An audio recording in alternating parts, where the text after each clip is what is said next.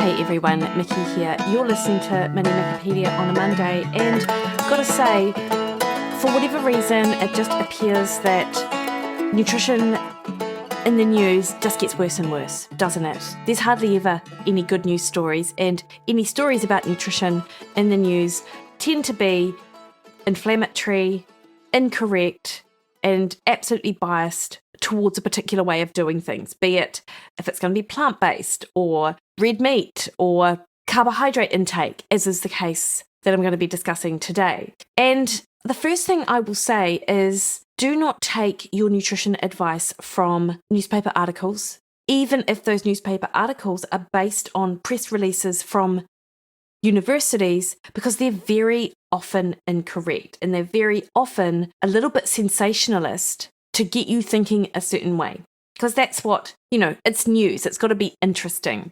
And last week, or at least on the 5th of September, Monash University had a press release published based around a study that researchers had published in a peer-reviewed journal around the association between low-carbohydrate diets and the risk of type 2 diabetes. Now, based on what you think you understand about type 2 diabetes, I'm sure that if I just ask you straight out, what did you think they found?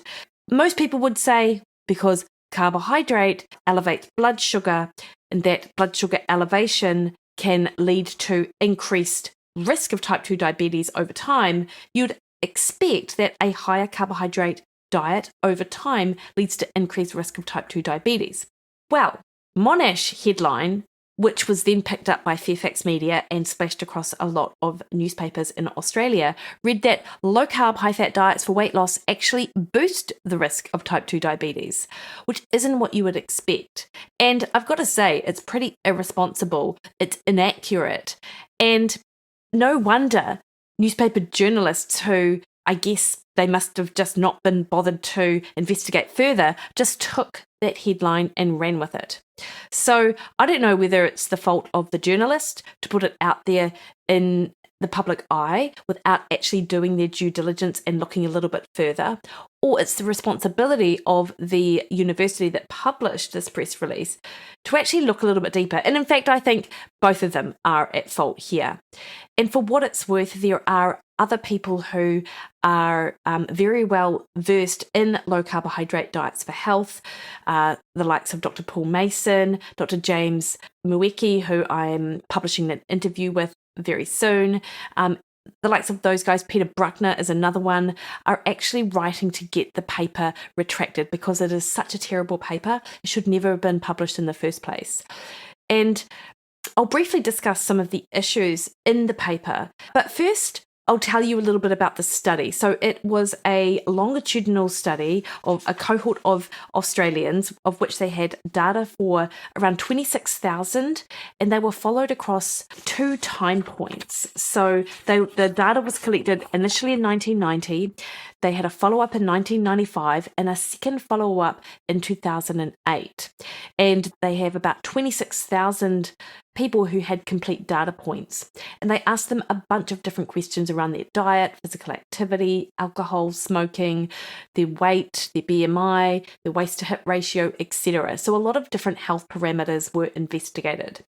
And then they looked for associations between diabetes diagnoses and a low carbohydrate score. So what they did is that they developed a score based on the percentage of energy in the diet coming from carbohydrate, but it was a low carbohydrate score. So the higher the score you got, the more likely it was you had a lower carbohydrate diet, and those with a low score in fact had more carbohydrate in their diet, which actually is a little bit confusing if I think about it. But anyway, so they split the groups up into 5 quintiles. They were supposedly equal, but in fact there were huge differences in the groups of people in the different quintiles, so they weren't actually equal anyway, and I'll get to that. But they split them into 5 groups based on their low carbohydrate score from the lowest to the highest. So those in quintile 1 had the most carbohydrate in their diet because their LCD, low carb score, was the lowest.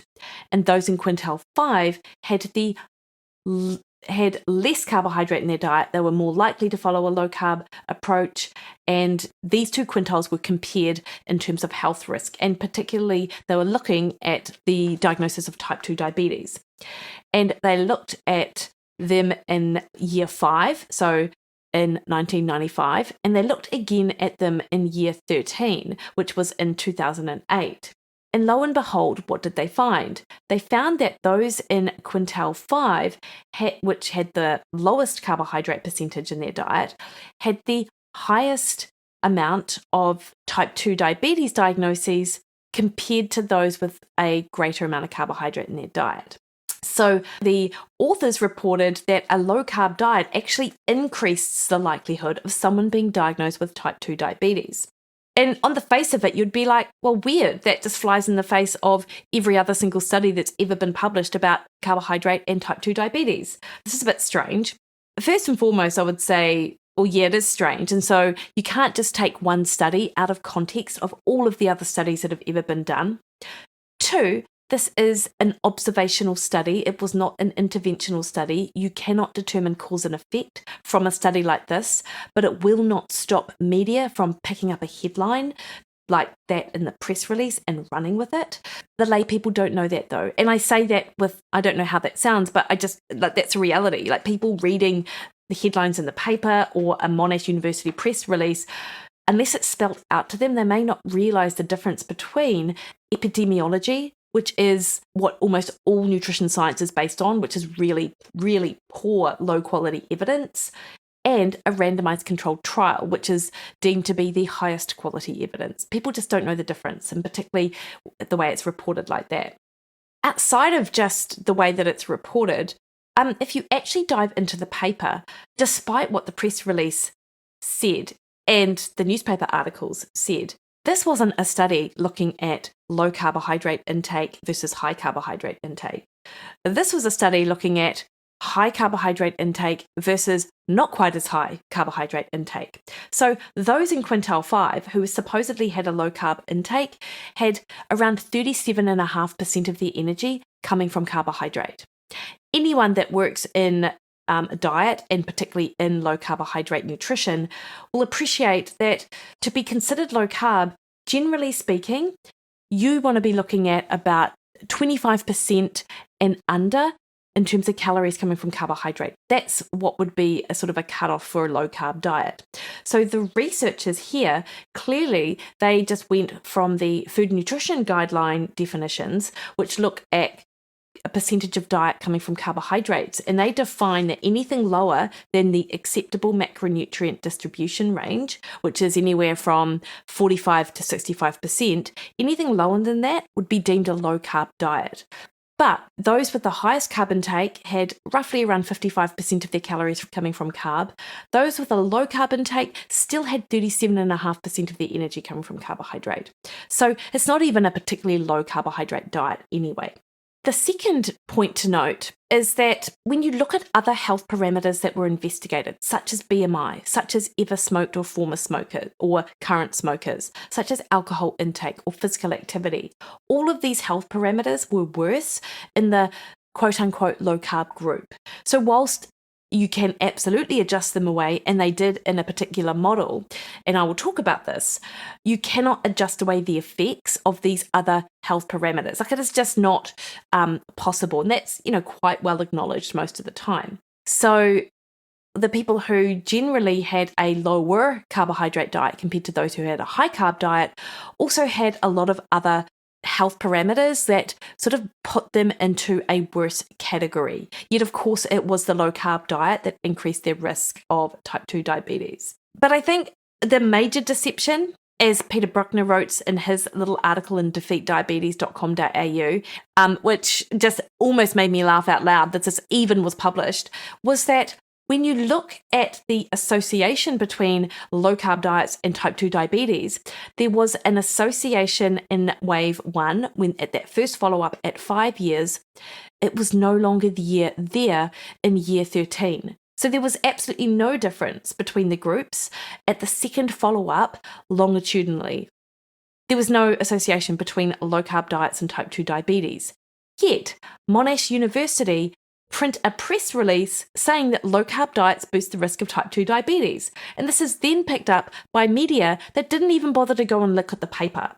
So that is like the most ridiculous thing I've ever heard. There was no association to begin with. When they adjusted for all of those things, which I said you couldn't even adjust for, there was no difference between the groups. So this was almost a nothing paper. It was an absolute no find. And yet a press release was put out about it just last week, which was just super interesting. And in fact, it came on the back of another opinion piece by Dr. James Mikki that talked about the role of red meat in the diet and all of the misinformation that's out there about red meat. So, it was just really interesting timing as well, considering that this is particularly old data. It is from sort of 1990 to 2007. So it's almost 20 years old and now it's just been published. So that's super interesting. So any differences observed with the risk of type 2 diabetes completely disappeared once they took into account obesity and central obesity, so the waist to hip ratio, which really just beggars belief as to how this even got published in the first place. And the reason why this matters is because people pick up on this stuff. You'll hear it on the news. It is printed in the newspaper articles. People who may potentially be looking to solutions for their metabolic health look at newspaper headlines like this and then think, well, low carb's not going to work. Look, it's going to just increase my risk and not decrease it. And that's an issue. It's an issue when 2/3 of the population are classified as overweight or obese. It is an issue when looking at population statistics in the US, which is where there is data, 94% of Americans have one or more factors placing them at poor metabolic health. Most of the Western population is unhealthy. You probably aren't, because you're listening to this podcast, you take an interest in these issues and you take good advice around what to do around your metabolic health. But I have to say, you are not the norm. Actually, we live in this little bubble where we think everyone is engaging in the same information and has access to the same information, and they just don't. And these myths of quote unquote a healthy diet are just perpetuated in the media time and again. And it frustrates me, if I'm honest. So that's why I just thought I would talk about it. So the major issues in this paper was, in fact, this wasn't low carb versus high carb. This was high carb versus not quite as high carb. This wasn't an issue about carbohydrate intake at all, actually. It was more an issue around the obesity and the risk of type 2 diabetes. This was misrepresented by Monash University and picked up by media and absolutely put out there for everyone to read, potentially biasing people against a low carbohydrate approach, which is known to be the most effective approach for reducing type 2 diabetes risk. So it absolutely impacts on the potential health outcomes of everyone. And it's irresponsible, basically. It's an irresponsible thing for Monash to do. So super disappointing. And that's really what I've got to say about it. I will say, and I think it's an interesting point, another thing that Dr. Bruckner brought up and Dr. Paul Mason, who I'm hoping to get on the podcast to discuss with him, is that the intake of seed oils in the group that had a lower carbohydrate diet was actually quite a bit higher than that in the higher carbohydrate diet. And they argue that the increase in seed oils increased the risk of not type 2 diabetes, but obesity. So that's something that I'm wanting to have a bit of a deeper dive with Dr. Paul about that, because I think it's an interesting point, but I just don't know enough about that to really comment on. And in fact, if you're picking apart a paper like this, I don't think you can really then say it's this thing here, because actually overall this is just a bit of a rubbish paper. And it was littered with errors as well, as Dr. Peter Bruckner points out. They had the quintiles were supposed to be of equal groups, yet there were 2,000 more in quintile 1 compared to quintile 5. They had many of the numbers and percentages quoted don't add up, and the authors had confused kilojoules of energy with kilocalories, which is a really basic error that was clearly not picked up along any of the chain of command when it comes to publishing this paper. So, I just think that this is a good one to highlight as some of the issues around nutrition in the news and why you just can't rely on it, really. And it really makes me question how much of published research can you rely on? Like, if you do a deep dive in papers, are you going to find errors like this in a lot of papers? I will say, this is a bit of a side note, but Cliff and I looked at a paper that was looking at a position stand for female athletes, and some of the references used to justify some of the recommendations were just like just wrong. They're flat out wrong. And it just makes you question the peer review process, makes you question a whole bunch of things. So I'll be out there fighting the good fight for good nutrition research and good nutrition reporting. And and I hope that you will be too. So, put a complaint in wherever you put a complaint in. To Monash University, why not? That's my little rant for a Monday morning. Let me tell you though, I'm going to give you some good information on Wednesday at 1 p.m. and 7 p.m. with my weight loss seminar, which I run just before we kick off Monday's Matter, which is my awesome fat loss program. And I'm going to give you some real solid advice. This is absolutely evidence-based. There is so much data on the things that I talk about that it's really robust. It's nothing like this that I've just discussed. So we're going to put a link in the show notes to that, or head to my website and put your name in that pop-up box. It is free, obviously. It is run twice. So if you can't make the 1 p.m., then make the 7 p.m. If you can't make either of them, it is being recorded. And I'd love to see you. Anyway, I just love sharing this information. So if you've got any questions that you want me to answer, then let me know. Hit me up on Threads, Twitter, Instagram at Mikki Williden, Facebook at Mikki Williden Nutrition, or, as I said, head to my website, mikkiwilliden.com.